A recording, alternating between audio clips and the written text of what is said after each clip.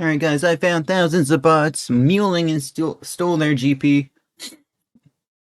Guys, it's been a while since we reacted to a Sir Poker video. I think he's just been like inactive. Maybe going to TwitchCon and stuff, who knows. Let's check it out. Bizarre tip-offs have come in about bots that are immune to being reported. They're What? level 3s picking up Snapegrass on Waterbirth Island. Snapegrass is only 220 GP each. Not the most profitable bot. I found them pretty quickly after the tip-offs. As they put so many like odd money makers that no sane player would do except an iron. And just put them out there in the game, bro. 200 gold. Oh my goodness, bro. Hey, it's an in-demand item, guys. I'm not gonna lie. But now we know why so many 99s are kind of cheap to get. Because of the help of the bots, I guess. Came in. They log out about 5 seconds after coming into contact with another player, and there's one in about every other world, so probably a couple hundred bots total. At first I read the tip-off like legit no requirements for this one except like starting the Primitive Isles quest, guys, and there's no requirements for the quest. Like there was no option to report Except like 1,000 gold, man. them, but there still is when you right-click them. What's crazy is, nothing happens when you click report. It just doesn't work. What the heck? Guys, what do you think of Sir Poker's music choice here, guys? He's not using the usual like RuneScape song. I'm sure he will in this video. He did it last time where he just switched back to the song at one point. And it's so hard to believe that somehow the bots are preventing you from reporting them.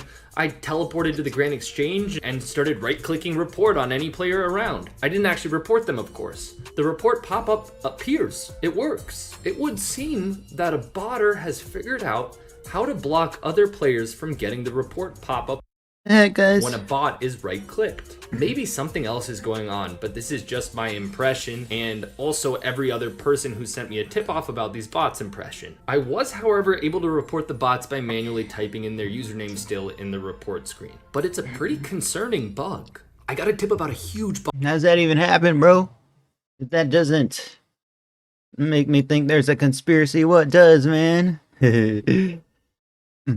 Bot farm doing the Halloween event. This event is abused every single year. This time, it was even more cleverly planned and executed than usual. The tip says there are lots of fresh bots doing the Halloween event in Falador. Just like pickpocketing, you can trick or treat with the Falador guards and receive up to 5 treats. Guys, this is how... Guys, when we did it, like within day 3, there's 50 million treats inside like the treat cauldron at Varrock, guys. 50 million, mostly from bots, I think. Free to play holiday events. You know that they're gonna like it. Hopping through worlds there, and there were between 2 to 10 bots in every single free-to-play world, just at the Falador guards alone. You can trick-or-treat with lots of NPCs in the game. In the beginning of the event, you're supposed to walk around in different areas of the game to talk to specific NPCs who give you more treats. In Lumbridge, Draenor Village, Varrock, and Falador, and I saw some bots talking to the person in Falador, the town crier as well, so they do that step of the event too. But there's And then they give you actually like a Halloween mass set if you collect a certain amount of treats, guys. So they're probably collecting that and then like quitting the account after trading the stuff over, I think. There's a very specific reason they're at the Falador guards, because in one world, Guys, eventually at one point we're gonna run out of usernames. Possible usernames in the 12 character limit, guys, just because there's so many bots and then they get banned. What's gonna have to happen after that, guys? I noticed a few of the bots running over to the general store, and there was another level 3 waiting, not wearing the spooky outfit. And we'll get into that right after this. Thanks to today's sponsor, NordVPN. NordVPN is a super easy to use, high-performing VPN. Just select a server to connect to and click Quick Connect. Just like that, NordVPN. few important things happen. First, your IP address is now masked. This helps prevent DDoS attacks, which is where someone with your IP address attempts to bring down your We're gonna wait for him to mention how you can change your what location you live in for Netflix services, right, guys? Network connection. Second, when you connect to a NordVPN server, your online traffic is now encrypted, making it harder for cybercriminals to spy on you. More specifically, NordVPN's connection prevents something called a man-in-the-middle attack, where, for example, you're in a public setting using public Wi-Fi and a cybercriminal has inserted themselves between you and the Wi-Fi, collecting your data and sometimes even altering it. NordVPN even has a kill switch that does a system-wide network lock in case connection to a NordVPN server. Whoa! Not bad, not bad. Didn't see this stuff being talked about yet in a NordVPN commercial, guys. Ever drops. One account also protects up to 6 devices, so get an exclusive deal on a 2-year plan here at nordvpn.com/sirpuggervpn. It's risk-free with Nord's 30-day money-back guarantee. Thanks to Woo! Let's go, let's go. NordVPN for sponsoring this video. So I found the bots in another level 3 in the general store. The bots then sold the Halloween mask sets and pumpkins to the general store, which is the loot from the event, and they were immediately purchased by the other mule bot. After bumbling around trying to buy the rares as they came in, I used the menu swapper and was able to snag some of the last rares sold on that world. Then the level 3 mule hopped. I couldn't Snap. They might not be able to trade, but they can do this, guys. figure out the exact pattern for when this occurs or what triggers it. Some spooky bots would run over to the general store and then hop worlds. For 29k each, guys. Other times a mule would hop into the world, triggering some of the spooky bots. Guys, this is just the beginning, guys. First we have AI doing stuff for us in the RuneScape, and then eventually it will be doing. Yeah. Excuse me. It will be doing stuff for us in real life, guys. To run over, or the spooky bots would wait in the general store. I was able to intercept a few more trades, but because I couldn't figure out the exact pattern, it seemed kind of random. I couldn't just steal all the loot. And unfortunately, this is actually a pretty smart way to mule. No trades are occurring and the general store values these rares at 1 GP, so the transaction cost through Oh my gosh, bro. 1 GP? Whose design, whose idea was it to do that? the general store is almost nothing, other than also the lost loot to curious players like me. But that unfortunately actually helps the bots. If they were just trading, Jagex might consider a chain ban for whoever accepted those trades down the line. Whoever the bots trade stuff to would very likely be involved. However, since random players can intercept these trades via the general store, Jagex has to be more careful when banning. What's even stranger is the bots seem to have the loot on. I'm sure they could find out who's doing the botting. Hopefully, easily, guys.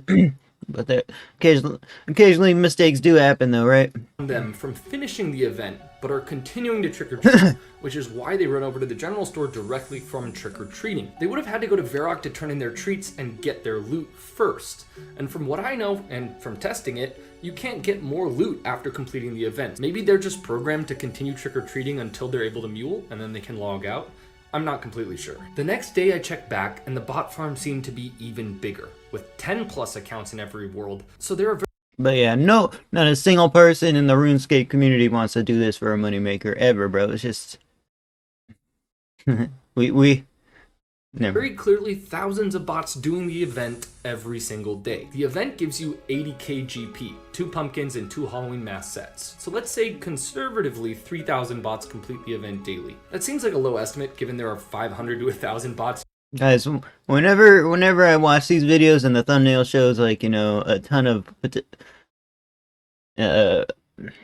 what seems to be loot achieved through like intercepting bots, it's always like a super low amount. Like you made a couple 100k profit, like, but hey, that's not, it's kind of what the video is about, but not really. Doing the event at any given time. 3,000 bots, each getting 80k loot, is 240 million GP per day. And if the event is live for 15 days, that's at least 3.6 billion GP from this free-to-play bot farm, if the price of these rares don't completely crash. Usually the prices do crash in these events, but there's a floor level where collectors want to scoop up the items for their collections. And the thing is, it's difficult.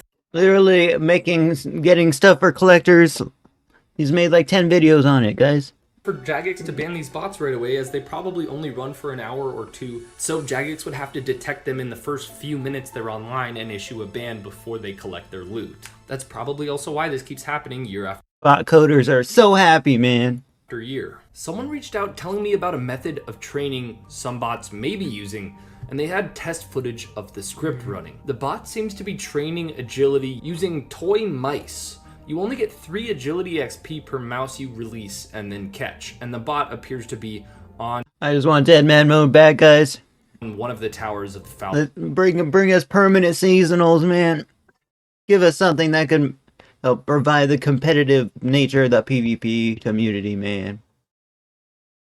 Except Deadman's like once every few years. That's all I want, guys. Otoblock's hopefully working with them to get something like that started. Falador Castle. However, the major benefit to botters, especially at lower agility levels, is the lack of visibility by other players. It looks like the bot is getting around 7,000 agility XP per hour here, and the Draenor Manor agility course caps out at around 10,000 per hour. This way, players never see the bots and there are fewer in-game reports about them. Theoretically lower ban rates. A very sneaky move by the botters. And as it turns out, the more enclosed the space, the better the XP per hour using this So they're better at doing certain stuff than humans, guys. That's a scary thing. It's a scary thing, man. method.